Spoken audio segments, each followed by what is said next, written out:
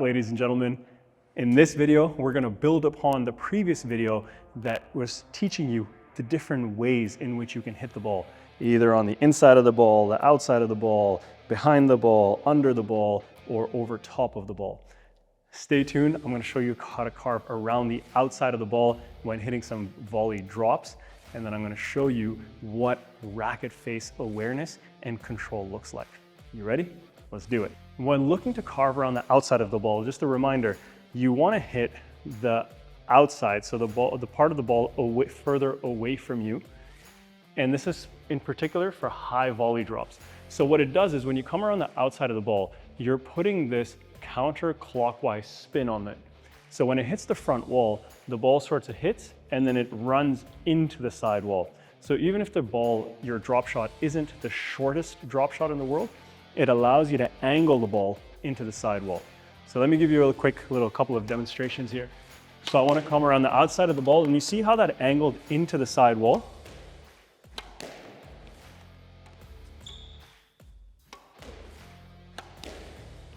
So notice how each of these is going into the side wall. That one I tried to maybe over carve to go to the nick.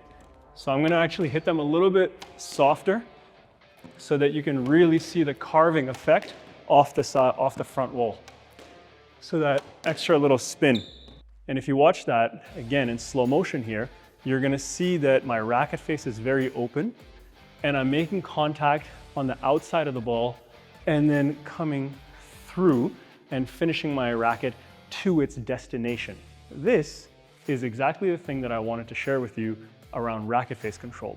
Now, ideally, I want proper technique. I want full rotation. I want my racket set up nice and early. I want to make sure I execute my shot square to the side wall with my racket following through to my target.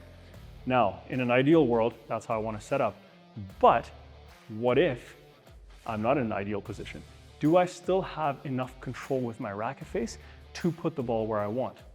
So imagine I got a volley drop here. In an ideal world, I want to have that squareness.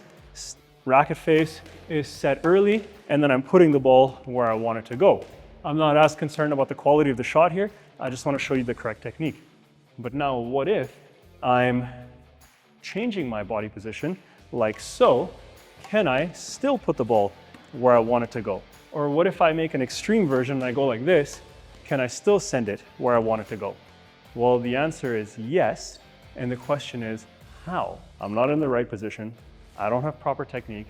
I'm not set up the way I've been taught to set up, but I have an awareness and control over my wrist, and more importantly, my racket face.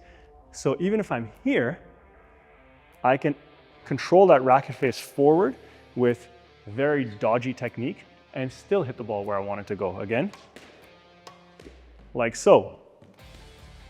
The one common theme over here is that my racket face and my follow through always end up where I want the ball to go. So you notice on that one, my racket came here. Now I'm just gonna flip around here for you. My wrist is not cocked because my contact point is off, my body position is off, everything is off. It's firm, it's not loose, but it's not cocked.